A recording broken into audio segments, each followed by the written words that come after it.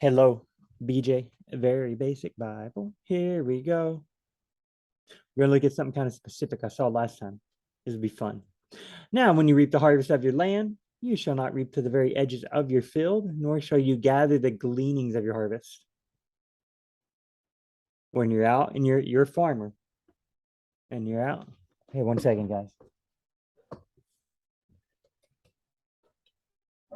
You're a farmer and you're out in your field, which all pretty much all the Israelites were farmers. The women, they would even go out to the fields a lot of time.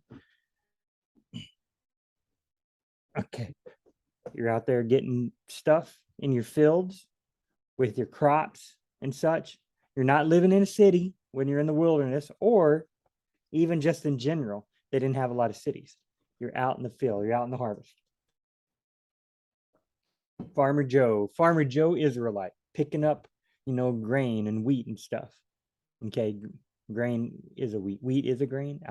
Okay, you're gonna reap. You're gonna pick up the stuff. You're gonna break off the wheat and the barley. I'm assuming you'll put it in a bag and then you'll carry it with you, right? They didn't have tractors and machines. They just grab it with their hand and they carry. You don't reap to the very edges of your field. So you got a field that's, I don't know, 3 acres, and you got 5 feet between you and the edge of the field. Wait. Leave about 5 feet. Don't reap to the very edges. Why? You shall leave them for the needy and for the stranger. Pretty cool. So when you reap the land, don't reap to the very edge of the field, nor shall you gather the gleanings of your harvest. The gleanings is stuff that you're taking it by hand and you're putting it in a bag. I'm guessing you have a bag or maybe a basket, or maybe you just grab a bunch with your arms. You whack it off with I don't know. Do they have tools? I think they just broke it a lot of times, and you carry it. What's going to happen? Some of it is going to fall out onto the ground. That's just going to happen. You ever try to take a large piles of stuff that's stuff kind of falls while you're carrying it? Gleanings. Leave them there for the needy and the stranger. The stranger comes in, doesn't have anything. He hasn't been living there. The needy, they're needy. The stranger's needy. The poor and the needy, the stranger, the outcast. Yeah. Nor shall you gather the fallen grapes of your vineyard. Don't glean your vineyard. So you go to the vineyard, you get the grapes, and then you get your guy to go, hey, we probably missed a few, servant. Go out and get the nope. Hey, servant, some of the grapes fall on the ground. Make sure and pick those up. No. Once you glean once, you leave I'm sorry. You harvest your grapes once, you leave all the grapes on the ground. You come inside, you're done. You leave it there. The poor and the needy get to go out and eat it. I find that pretty cool. But let's look now. Gleaning. All right. We saw something in Judges. Full chapter. Then the men of Ephraim said to Gideon, what is the thing you have done to us, not calling upon us when you went to fight against Midian? And they quarreled with him vehemently. Okay, I'm assuming Gideon, look at this. When you went to fight against Midian, the you is Gideon. Okay, the men of Ephraim said to Gideon, and they quarreled with him. They quarreled with Gideon. Okay, they're fighting with him. They're angry with Gideon. Why didn't you? What is the thing you've done to us? Not calling upon us when you went out to fight against Midian. Maybe Gideon is from, what tribe is he from? Gideon. Let's see if we can find it. Gideon was a judge. God had to call him. Israel oppressed by Midian. Okay. Uh, number, no, judges. Gideoni. Okay, Gideon is visited. Okay. All right, well, just full chapter. Okay. Then the sons of Israel did what was evil in the sight of the Lord, and the Lord handed them over to Midian for 7 years. That happened all the time to Israel. The power of Midian prevailed against Israel. Because of Midian, the sons of Israel made for themselves dens, which were in the mountains and the caves and the strongholds. They don't even get to stay in their houses out in the open field where, they got to go stay in their caves and strongholds. I mean, there's cities basically with fortified walls, you know. For whenever Israel had sown, the Midianites would come up with the Amalekites and the people of the east and march against them. The Midianites would come up with the Amalekites and the people of the east and march with them. So whenever they had sown, whenever they had put stuff in their field, remember, they're all farmers. They go out there, they sow crops. Whenever you throw seed, you got dirt, you try to, okay, and you put seed, sowing. That's called sowing, right? That's just what they, SOW, which is what they call it. They're spreading seed. So if I got a floor and I have some bird seed in my hand, I mean, some sunflower seeds in my hand and I'm eating them, and then, achoo, and they blow all over the floor. I just sow sunflower seeds all over the floor. Not going to grow very well. But hey, funny story. One time, one time I got married. Yeah, just one. I've just been married once. Wife hasn't passed away yet. I hope she doesn't. I hope we live to a ripe old age and we both just go. Anyway, me and my wife get married. We have a bowl of bird seed. We give people little cups, you know. That way they get a cup, they scoop some bird seed and they throw it on us. 50 people with bird seed. Her Uncle Bob, yeah. Her Uncle Bob is the very last person. He grabs a little cup. He looks at the bowl that's filled with bird seed, grabs the whole bowl. We go to run through, and I swear it was bird seed mania. I mean, the whole bowl of bird seed just, it must have been 2-3 gallons of bird seed. And it's okay. The birds came and ate it. Well, we ran and we got in our car real quick and we drove off. Well, then we parked the car down there. We got out and we changed out of our wedding clothes and stuff. Bird seed in the back of the car now. Cars get like dirt and stuff in the bottom of them. People sit in them and stuff. We didn't always, we never really took out the floor mats and shook the dirt off. I didn't really care about that. It's a car. You just use it to get from A to B. One night, we leave the windows down. Rain comes, gets in the car. My wife is like, BJ, you left the windows down in the car. I was like, ugh. She's like, and it's raining out there. So I got there, it was a little damp. So the next day we left all the car doors open, nice and sunshiny. We were watching, hey, is there any rain? No. Well, I dried out the car pretty easily. The bird seed in the back seat. So you got a little bit of dirt that goes in the bottom. You got bird seed, which we have yet to vacuum up from being married. We've been married a few weeks. And you got rain, and you got sunshine. Dirt, seed, rain, sunshine. Grass that started growing in our car seat. And our the floorboard. It went in the seat. My wife was like, BJ, we got to do something. So I took it and I shook it out. And then I sprayed WD-40, 409. I sprayed counter cleaner on the carpet and it kind of beat it out. They killed it all. It was gone. I didn't sow the bird seed, but it got back there and grew. Well, the problem is for the Israelites, when they had sown, when they had like put in their harvest and they were going to go eat, they were going to go reap this harvest. They were going to go get, that was their food. Midianites, Amalekites, people of the east would march against them. So they would have to leave the open fields where they lived. Often their houses were in the open fields. They would have settlements, houses around each other, but they were often open and vulnerable. And there were fields surrounding them. They would go to mountains and caves and strongholds. They would go to cities that were well fortified. They would camp against them and destroy the produce of the earth. Amalekites and Midianites and people of the east, whoever they are. I'm guessing people from Babylon, Assyria, but they didn't call it that. Yeah, they Amalekites, Midianites, they just people of the east. That's just what they were. They came from the east. Because to the west was the Mediterranean Sea. So um so nobody's going to come from the sea. There are not very many people with boats that would, with a navy. So if you had trouble, it was coming from north, south, or the east.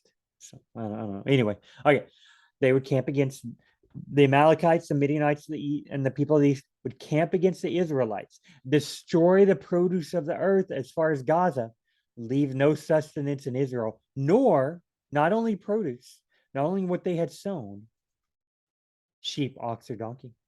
For they would come up with their livestock in their tents. They would come in like locusts in number. Both they and their camels were innumerable. They came into the land to ruin it.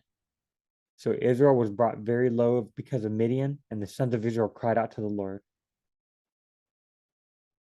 Now it came about when the sons of Israel cried out to the Lord, okay, you have not obeyed me. I am the Lord your God. This is what the Lord says. It was I who brought you up from Egypt and brought you out of the house of slavery. So God kind of fusses at him. All right. The angel of the Lord came and sat under the oak tree that was in Ophrah. Okay, it's convenient. Which belonged to Joash the Abiezerite, as his son Gideon was beating out wheat in the wine press in order to save it from the Midianites. I'm guessing he was in the wine press hiding the wheat. That's my guess. A wine press is a big, I think it's a big tub, and you stomp on it and you get wine. You're like, oh no, I need to hide the wheat from the Midianites who are like attacking everything, right? Put it in the wine press, I guess. So that they're like, hey, we want your wheat. We ain't got no wheat. Look in the wheat barn. There's no wheat. Okay, they leave. They didn't check the wine press. Anyway, that's my guess. That's what I've heard a lot of preachers say. That seems right. I mean, it does say to save it from the Midianite. Maybe he's trying to beat it really fast, and oh no, there's not enough room in the wheat beating place. Let's use a wine press too. Maybe that's it. That could be it too. Yeah. All right.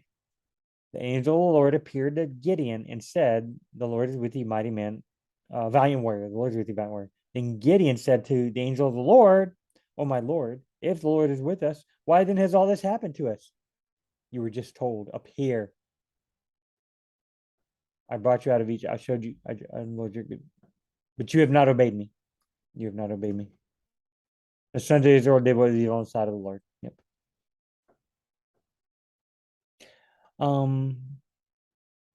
Does it tell us where Gideon was from?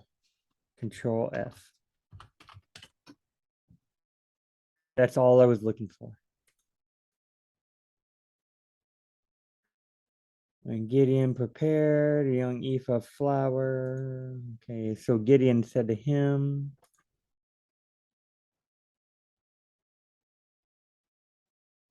I bet somewhere if we looked, it would. This is supposed to be a basic Bible topic, and it's turning into something much more. Where is it at? Here we go. The minute Ephraim said to Gideon, so Gideon has saved the day from the Midianites, and okay, that's the story we just skipped. What is the thing you've done to us? Not calling upon us when you went to fight against Midian. Gideon, you went to fight against Midian and you didn't call on us. We are Ephraim. We are a tribe of Israel. You should have called on us to go fight.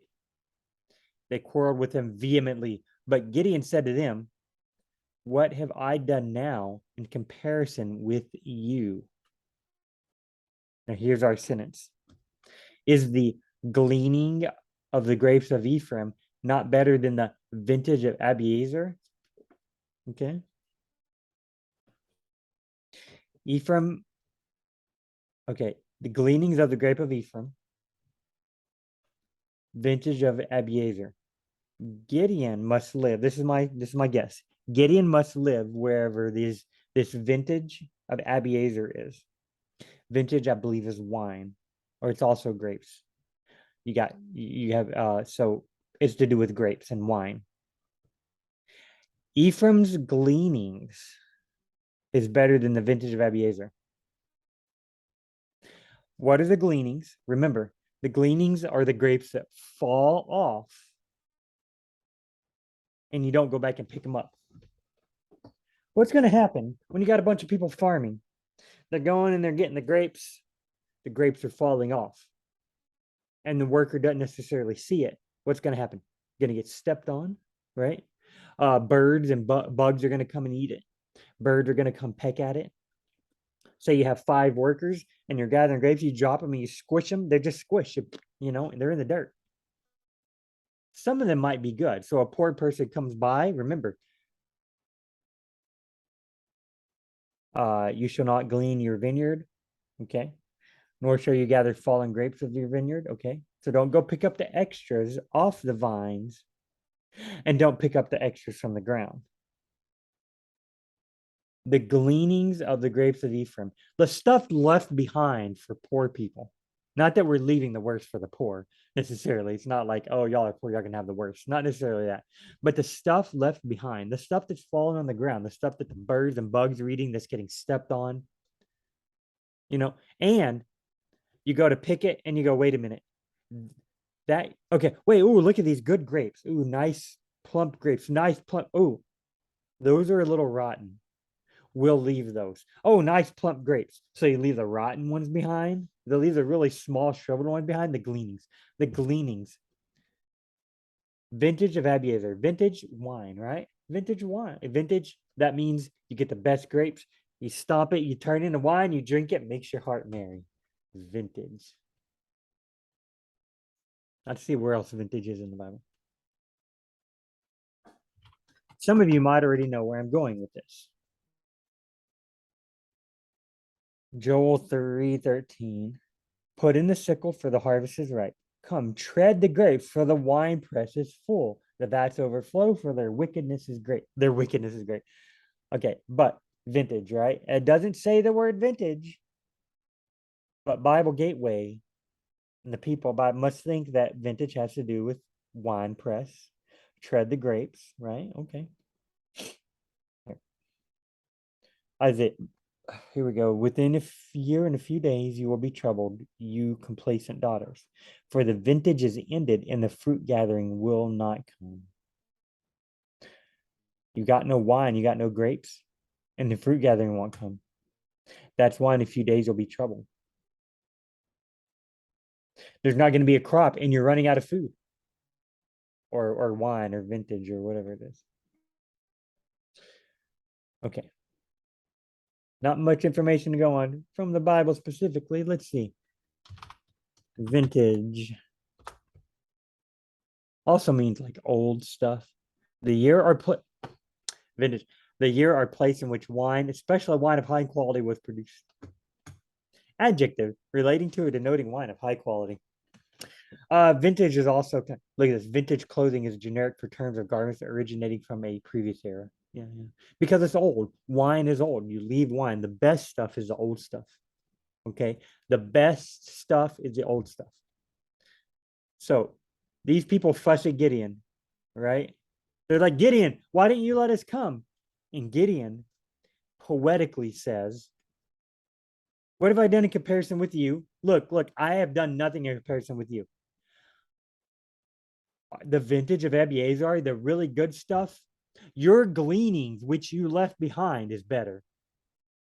It's a poetic way, of saying it, right?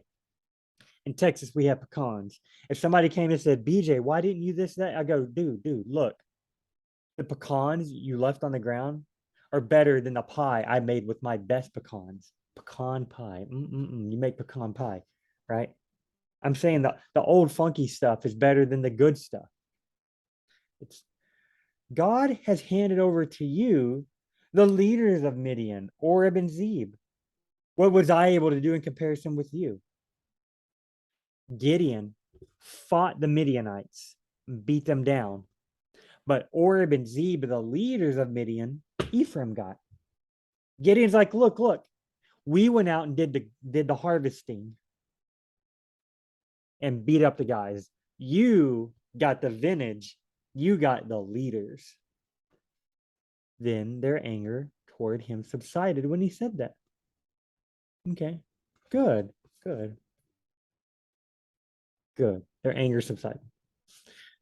This rather cryptic seeming thing. Remember, these guys, what have I done compared with you? Is the gleaning of grapes of Ephraim not better than the vintage of Abiezer? Abiezer, I don't know. Maybe that's a guy who makes wine. I don't know.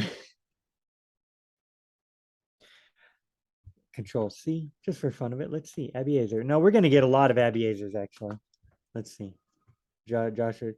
The sons of Abiezer, the sons of, the sons of Sheb. These are the male. Joshua. The sons of Manasseh, according to family, sons of Abiezer, sons of Hezron, sons of Shechem, sons of, okay, never mind. I'm guessing Abiezer was a winemaker guy. So this rather cryptic statement, when we understand the Bible is produce, it's produce driven. They call it agrarian, agriculture. That's like 90% of the metaphors in the Bible are going to be about livestock and produce. There's war metaphors also a lot. There's what other kinds about mountains and fields? See, mountains and streams and fields. I wasn't even thinking like, but it's all outdoor, right? You fight wars outdoors. You harvest outdoors. Your livestock is usually kept outdoors. Jesus said the shepherd and the sheep outdoors. A farmer goes in the field to sow seed outdoors. It has to do with living. When you're in a war, you're trying to survive. You're trying to get your land back. You're trying to keep them off your land. When you're farming, it's for food. When you're doing livestock, food, you need it. This is what the Bible is about. To them, saying, is the gleanings of the grapes of Ephraim not better than the vintage of Abiezer? That would have made just as much sense to them as if I said, is the poor supermarket, that food that I get, the poor supermarket food that you get. Look, that's better than I could ever dream of having in my life. Like, you just have it so much better than me. The weakest stuff that I can do, I'm so much better than you that it's better than the best stuff you'll ever get. I mean, this would have made complete sense to them because they know turns of phrases, and they know agrarian and agriculture stuff. That was their life. That just was. Makes total sense to them. All right, guys. We'll see y'all. Next very basic Bible topic. If you're thoroughly confused by this one, you're like, BJ, I don't get it. Watch some of my other videos. Love you.